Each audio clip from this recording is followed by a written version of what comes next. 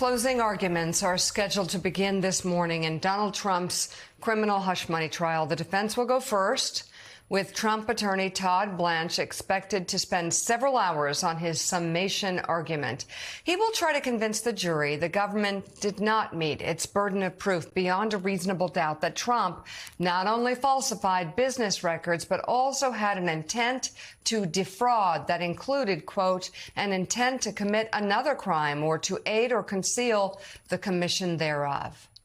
The prosecution will follow Blanche, likely reminding jurors they can trust the financial paperwork they've seen and the witnesses they've heard from. The arguments could take up most of the day. Once finished, there will be no rebuttals. Judge Juan Merchan will then give the jury its instructions, which is expected to last about an hour.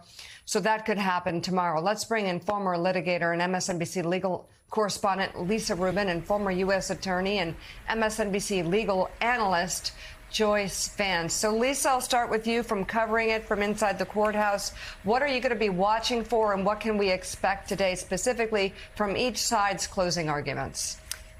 So, Mika, today, one of the things I'm going to be looking for is how Todd Blanche constructs a narrative out of what usually is a hole poking. When you're the defense, what you really want to do is try and create doubt in the jurors' minds about the narrative that they've just heard. So, for example, Todd Blanche will spend a lot of time saying that these legal invoices and the other documentation of the repayment scheme, they're not actually false because, in fact, Michael Cohen was appointed as the personal attorney to Donald Trump. He did, in fact, perform legal services, and it wasn't incorrect for these documents to then refer to the payments as for legal expenses or retainers. But you can only do that sort of hole poking for so long. So how Todd Blanche turns that exercise into a coherent, cohesive narrative that the jurors follow and eagerly is something I'm interested in seeing. On the other side,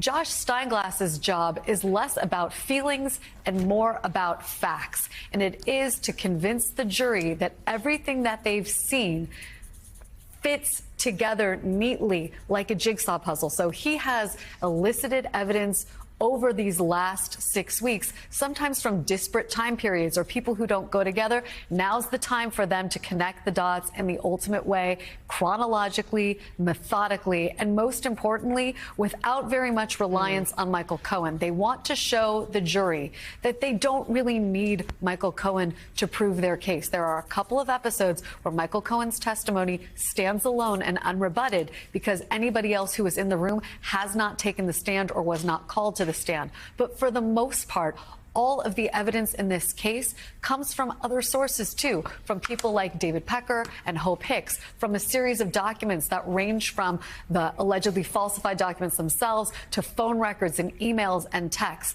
There is a mountain of evidence in this case. It's Josh Steinglass's job today to convince the jury of just how much there is and how little of it came from the mouth of one Michael Cohen. Lisa, can we talk briefly about the mechanics of what we're going to see today, which is that because this is a New York State criminal trial, the defense goes first, prosecution gets the last word, which is sort of not what we've seen in other places or people are used to seeing in the movies. Donald Trump says in a post yesterday that this is unfair to him, it's a witch hunt, et cetera, we should point out this is not unique to Donald Trump. This is New York State criminal court. Why do they do it that way, and how does it impact what the jury hears effectively? Well, I'll give you the best case for New York State doing it this way. It's because the prosecution bears the burden of proof. They get to go last. If your burden is to show beyond a reasonable doubt that these crimes were committed, then it makes sense that you get the ultimate say about what happened here. It is a shame that Donald Trump's very good lawyers in this case, and I want to be clear, I think Emil Bovee and Susan Necheles and Todd Blanche are all good lawyers, didn't have the opportunity in consulting with their client to explain to him how today is supposed to work and to enable him to lie to the American people about this process and to make it seem as if he's being singled out when this is what every single criminal defendant in New York State faces. So, Joyce, let's get your preview of today. What do you think the top key arguments that each side needs to make as they try to sway jurors? Right. So, you know, at the end of every closing argument by a defendant, if you don't have a little bit of real reasonable doubt in your mind after listening to the argument the defense hasn't done its job. And I think that's what we'll hear today from the defense when they go first. Their job is to raise questions, to poke holes in this edifice of evidence that the government constructs throughout a trial. Some of the most important arguments will center on Michael Cohen and his credibility. You know, in many ways, there's strong circumstantial evidence. We'll hear the people of the state of New York talk about that in their closing argument. But the defense will have a legitimate argument that if Michael Cohen isn't credible, that entire mountain of evidence is built on a platform that can't hold it up. Michael Cohen's credibility will be front and center in their argument, and they'll also, along the edges of that argument, point out that he was providing legal services, that these paper records don't meet the technical elements of fraudulent records. When it's the people's turn, they'll come back with this argument. They will argue that proof beyond a reasonable doubt doesn't depend on any one piece of evidence. It's all of the evidence taken together. And so they constructed an immaculate case, whereas we discussed while the trial was ongoing, they corroborated as much of Michael Cohen's testimony as they could before he took the stand. We'll hear them remind jurors of witnesses whose testimony they've forgotten. They testified weeks ago, starting with David Pecker. And this is an important process that prosecutors go through at the end of a trial. It's memory reconstruction, telling the jurors, don't rely on our memory, rely on yours. But here's what happened at the beginning of this trial. And they will layer evidence upon evidence to say, you know, those holes that the defense tried to poke in our case, there are only one or two pieces of evidence deep, but there are 4 or 5 other pieces of evidence that corroborate, for instance, Donald Trump's willingness to engage in a crime that was designed to cover up or commit other crimes.